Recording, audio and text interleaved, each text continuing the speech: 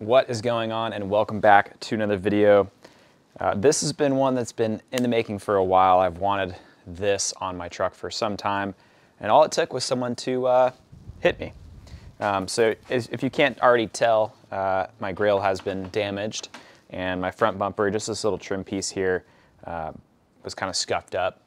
It was wrapped, so that's why it kind of looks like this. You can see the aluminum trim behind the wrap material. But we'll probably just rewrap this. But the goal today is going to be to install a new grill. Someone did back into me, and that's why this looks like this. But fortunately, with the help of the guys over at Rave Offroad, we now have a full kit that is very well assembled. It has all of the necessary wiring, the marker lights, we've got a LED light, and we have the factory TRD Pro grill down below. One of the cool things that I liked about the Rave Offroad kit that they offer is you can customize it for the most part. You can get different color light bars, you can get different manufactured light bars, all the way from their specific Rave Offroad designed light bar to the OEM to other aftermarket options. Another thing that I liked is they allow you to choose if you want to use a cheaper aftermarket TRD Pro style grill, or if you want to use the factory one, which has that OEM like quality and finish as well. Another really nice thing about this kit is because it comes with everything. All of the sheathing for the wiring and all the connections are super high quality, and they seem like they will withstand a lot of the different weather and different heat and temperatures that you might throw at it. Another thing is this isn't going to be a very complicated install, so I'm very happy with that. With that, I'm hoping this video kind of helps you, guide you along the way to decide if you want to do this, and helps you show how to get this stuff installed. And if you are not familiar with Rave Offroad, I will be sure to throw their link down below for you guys to check out. And if you guys are looking at getting something like this or anything else from Rave Offroad, be sure to use my coupon code Tommy5. I'll throw it right here for you guys. So I guess I'll let you guys know what I decided to go with in this kit. This is all just my personal taste, but starting out at the front, I decided to go with the TRD OEM Toyota Pro Grill. I decided to go with the regular white Rave Offroad branded TRD light. The reason being is I really like the design of it. I like the lights inside and how they look. I feel like it's going to be a little bit better than OEM quality, but it doesn't break the bank and it's not too expensive. I chose to go with the smoked markers. They're going to be amber. I'm not too big of a fan of the standout orange that's on the grill. Sometimes it looks good, but I decided to just go with the kind of smoked illuminated ones. So these will shine orange, but not super bright. With this, it does come with all of the necessary wiring and harnesses, and we also do have a relocation kit for the factory front camera if you have that option.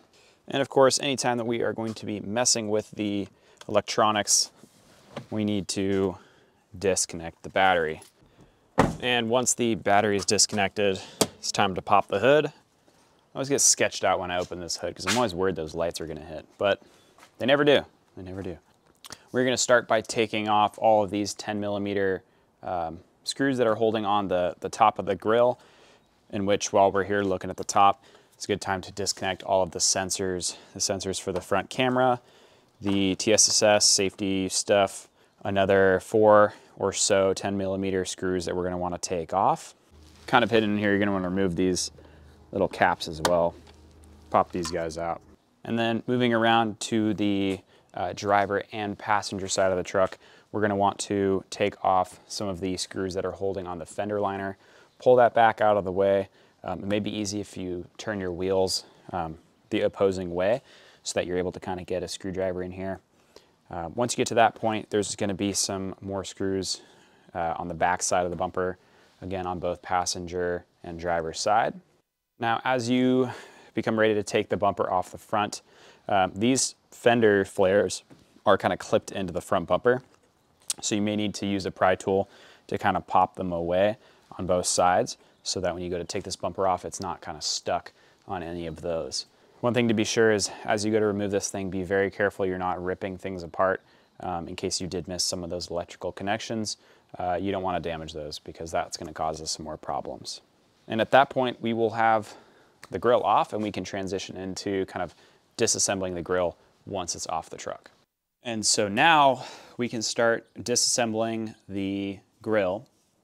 And so what we're gonna have to do is we're gonna have to take off the shutters first. These are gonna be some more 10 millimeters. I believe there's 6 of them, 3 on top, 3 on the bottom. And we're gonna unplug it and take it off and set it to the side. That's gonna give us access now.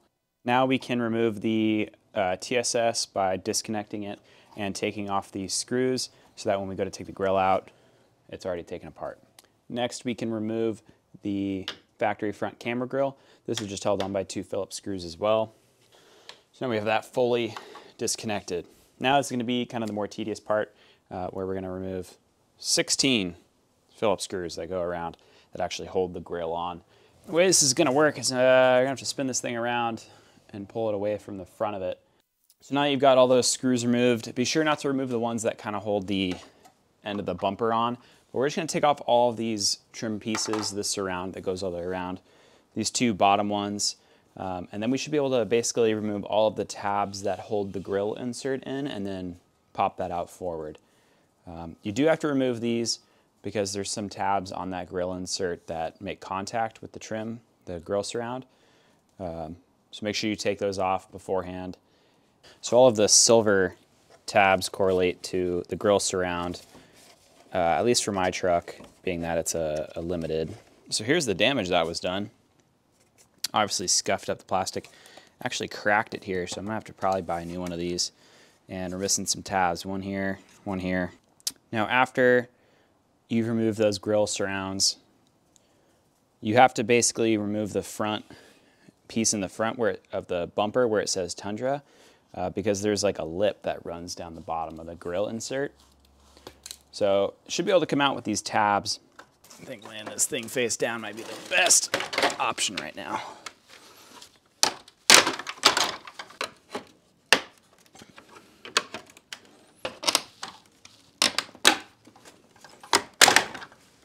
I feel like I'm breaking this thing every time one of these clips comes out. This is sketchy.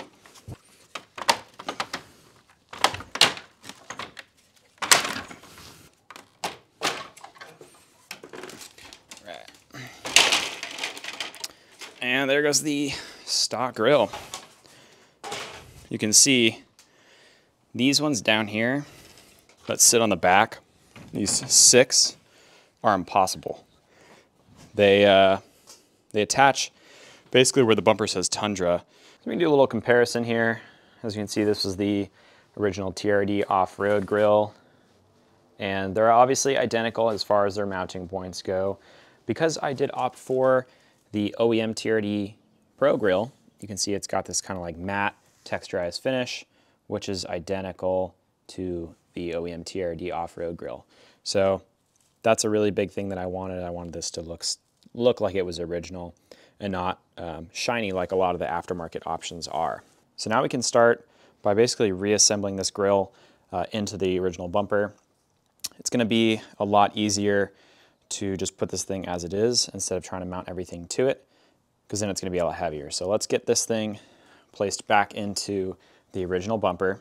Unfortunately, since I took off that little Tundra trim piece, it should be a lot easier. So now this thing should just kind of pop into place.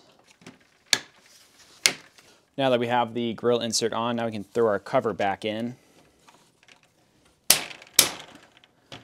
and put this bottom trim piece on. Now we can reinstall that grill surround, all those pieces. We'll start with the 2 bottoms and then we'll put that top mustache looking one on next. And now that we have all those trim pieces in, now we can lay it back on its face and screw all those screws back in to make sure everything is now secured properly. Now that we have the full grill insert installed, now we can start hooking up some of those accessories like the camera, that sensor down below, and start getting these amber markers put in place. So they included a new bracket for that front-facing camera. Very nice 3D printed part. So we're gonna take off the original camera. They provided a nice little Torx screwdriver, which is awesome because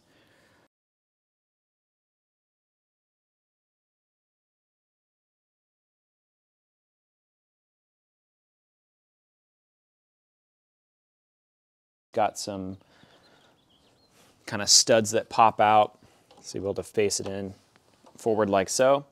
and then put the 2 set screws in. And because this is a new grill, it's not going to be pre-threaded, so these self-tapping screws might be a little bit difficult to get in, but just verify your fitment, making sure that that camera is perfectly level up and down, and the lens goes all the way through to the front side. And the sensor is not going to be able to reach all the way, so you're going to have to most likely remove this factory clip that holds on just this part and bring it down into the spot. And now that the camera is installed, now we can put our crash sensor on, and this is just going to get reinserted just like you had it beforehand. And now it's time for the fun stuff. Now we can install the new light bar. So to start, we're going to use the brackets that are provided and mount the light bar to these brackets. The one with the 3-hole is going to go on top, and you'll see on the grill that it lines up perfectly with some notches here behind the Toyota logo. So with the hardware provided, we have some screws and some backing nuts as well. We're going to go ahead and attach the light bar to these brackets and then get it mounted to the grill. And the way that this works is we want to have the light bar facing down and these brackets go on top, so they'll be on the back side. And you can see that there is the bolts, the nuts actually go facing forward because there is a little slot for them in the light, and then we'll put those nuts on the back side. So now we can install the light. It is going to be sitting where the top screw for the light bracket is, so we're going to be reusing that hole. We can go ahead and install that screw. And they did provide some new screws for us to use, so we're going to use 4 of those. They did provide 5, so we can use one for the bottom of the camera if you'd like. But we're going to put those new screws into the bracket to secure it to the grill. Give you guys an idea as to how it looks. That's how the light bar fits mounted up. So now it's time for us to mount up our marker lights. This is a new revision that Rave Offroad has done.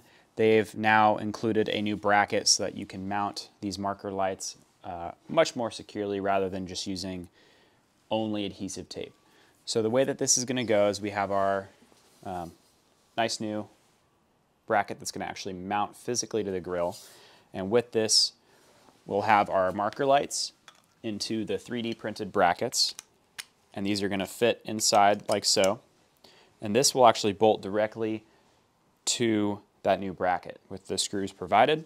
3D printed brackets, we're going to use adhesive tape to help secure them to the front of the grill as more of a support with that bracket. So it's kind of 2 things working together.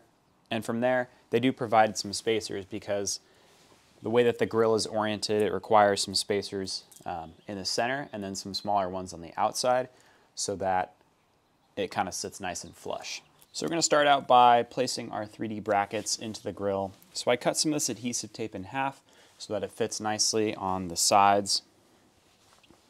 And it's going to kind of stick right along here, not blocking the marker light, so that if you ever look down into it, you don't see any adhesive, and this will also kind of prevent any dust from gathering below that marker light.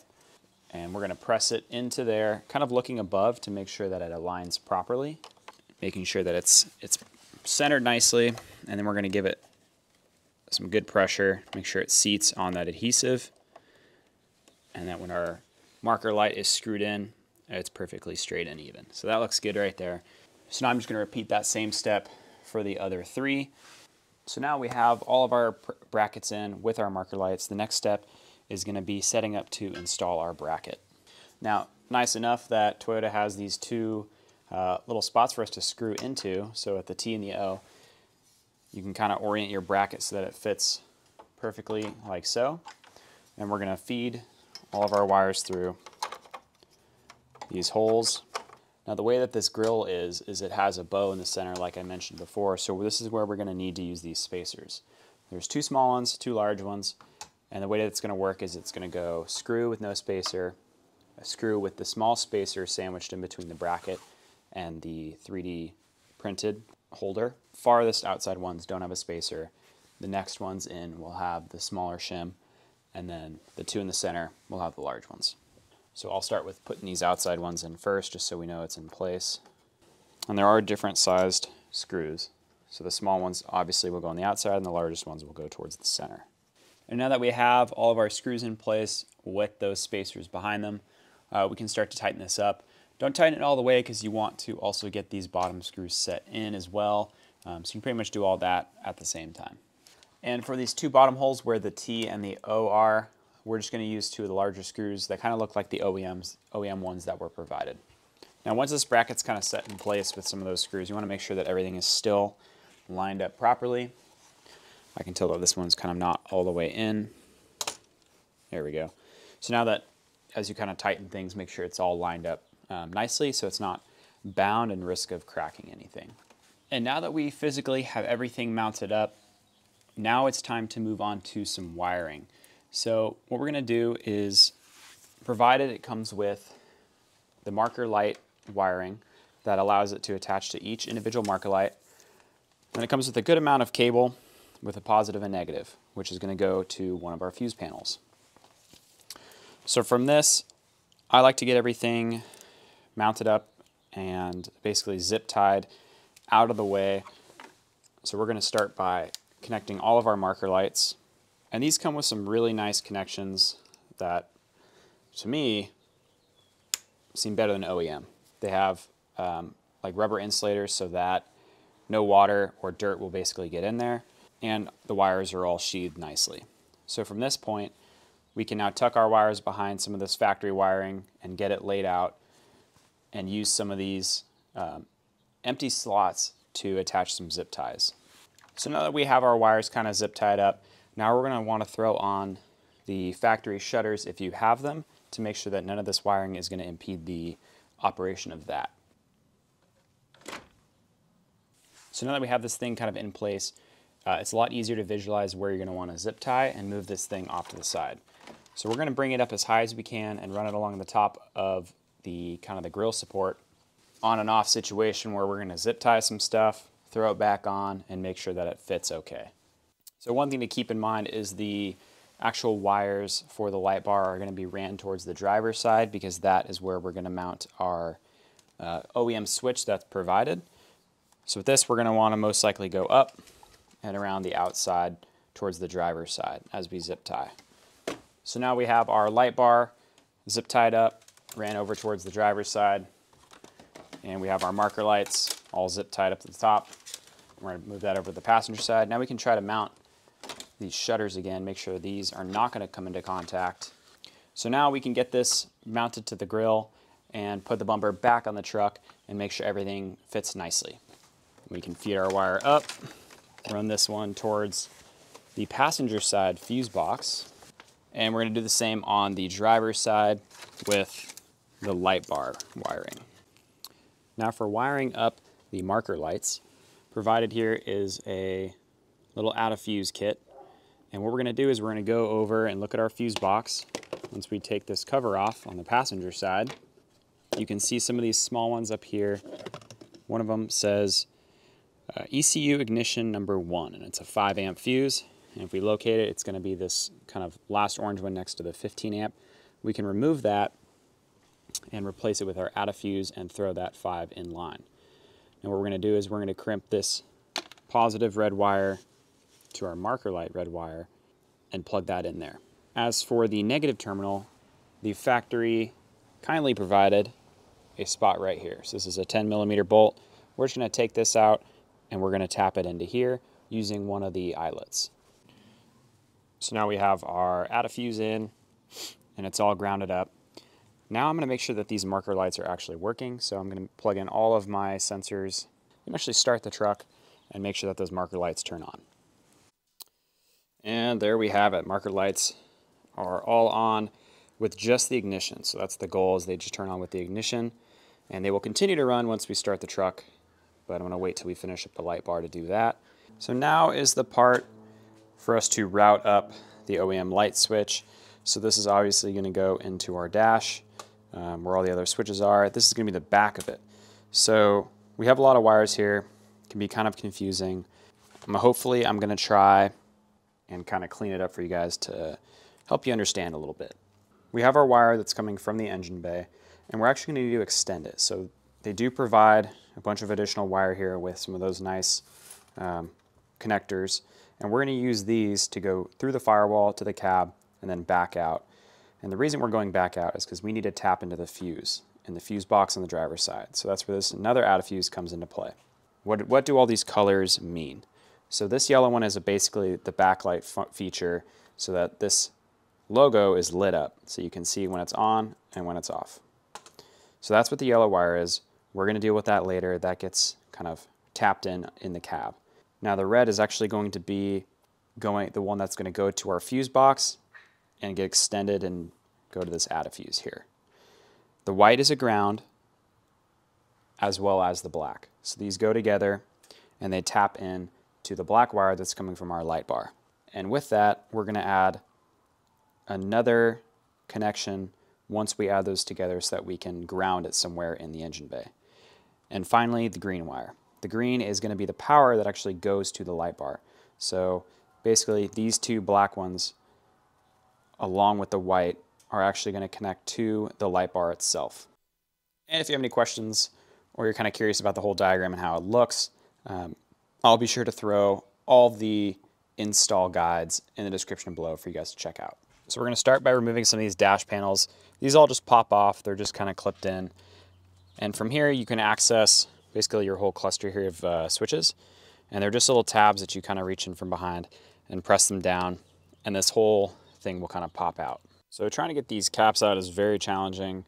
So I ended up just kind of taking the wiring harness and removing this clip here so I had more room to work. In order to get these all out, I kind of started from the end one, worked my way in towards the center because I'm going to place it right here next to the heated steering wheel. So in order to get to that one, I had to kind of remove all these other ones. They're just little caps. They look just like the one that we're going to be replacing it with. You have to push in these side prongs here, and I had to use a flathead screwdriver in order to get all these out. So now we're at this point. I'm going to grab my little 5 connector. I'm going to work my way back into the engine bay. So in order to get through the firewall, there is actually a grommet down here. It's really hard to see, but down below, I have high voltage cables, so below those basically. But right around here, there is a little grommet that goes through the firewall. And I had used it in the past to wire up my aux beam controller, and it comes out. So what I'm going to do is I'm going to pass through all these wires, aside from this yellow one, which is going to stay here in the cab. I'm going to pass these through by extending them into past the firewall to the engine bay. So here's how it'll look. You'll basically just attach the white and black together, going to this black wire, and then we'll attach the green, which is the power for our light bar, into the red. We're going to pass this whole basically section of wire through the firewall. Now once you get your wire all routed through the firewall, kind of tuck it nicely along the fender here. And this is where we're going to tap in to ground both these black wires. So we have our black wire coming from our light bar, black wire coming from basically our switch, and that's going to be in the dash. And we tap that into one of these eyelets provided. And with this, we're going to find another ground point in the fender. There happens to be one just under the intake, right down here that I'm going to use. Now, I don't want to be done here just yet because these wire connections that I decided to use, they're not the heat shrink type like this. Water and debris are less likely to get in here than they are these ones. So what I'm going to do is I'm going to actually wrap these a form of fabric electrical tape that doesn't really allow any water or dust to get through. And now we have this all tucked away nice and clean. Intake is back on. Everything is secured. I guess you can't really see, but I did wrap it down there in that fabric tape. Here it is right here for you guys if you want to check it out. It's a 3M Temflex tape. This stuff is awesome. And now we connect our red wire and we pass this through the firewall as well. And once you pass that red wire through, you can now attach that add a fuse that has the 5 amp on it, and basically route this nicely. I pre-cut a hole here in my fuse box so these wires don't get crimped too much. I recommend you do the same, especially if you have it or you already have one of these add a fuses in. This one here is actually for my aux beam, so having that makes it nice so you don't have to worry about these wires shorting out. Now to wire up the illumination. With any of those blanks that you remove to put your new switch in, some of them will have a little tiny tan wire. You can see this one is right next to the red.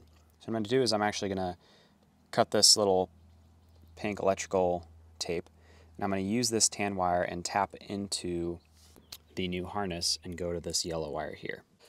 The key thing here is to use one of these connections that's going to a blank so that it's not already corresponding with some sort of switch. And once you have all of your wires tapped in, now you are left with the fun part of putting in your new plug. So pop this guy into this cover, connect the connector in the back, and you can start putting your dash back together. However, before you go to try to put everything back together, let's make sure this thing works, because it would suck to have to take all this stuff apart to find your problem. Now we have our light bar on. You can see that it illuminates, and because it's daytime you can't really tell, but there you have it. We have our marker lights and our light bar on. One thing to be aware of when you go to use any of these dual amp kind of add fuses, they both have to be in for it to gain power. So make sure you have two 5 amp fuses in there if you're going to use this slot between the 20 and 30 amp here on the driver's side fuse box. Now we're going to put everything back together, wait till it's nighttime so we can see how this light bar performs. So I'm just going to do a little light demonstration. So this is just my headlights, and we'll do high beams. So there's headlights with high beams. No headlights, so it's still kind of light out, but not too dark. We'll do headlights, and there's the light bar. So it's got a nice range. It doesn't go insanely far, which I think is good because that's kind of like the headlights job, but it does light up all around, which is nice. You know, it gets full left and right, and it also gets high as well, which is good. And we got high beams with that. So I think this is a great combination if you're looking just to kind of stay that OEM plus in terms of lights go. And not to mention that this light bar doesn't have to have the like headlights on or the truck even on, just the way it's routed. And just for fun, we'll throw those on. We'll throw these on, high beams. So there's all my lights. So this is kind of all my lights, and there's the front LED bar is nice because it helps get a little bit more elevation out of the lighting. And here's the truck. Nighttime with all the lights on. But that is going to be it for the install of the full Rave Offroad grill, light bar, and the marker lights. I hope this video was helpful for you all. Again, if you want to check out any of those products I worked with today, I'll throw them down in the description for you to check out below. But thank you all for watching, and I'll see you all on the next one.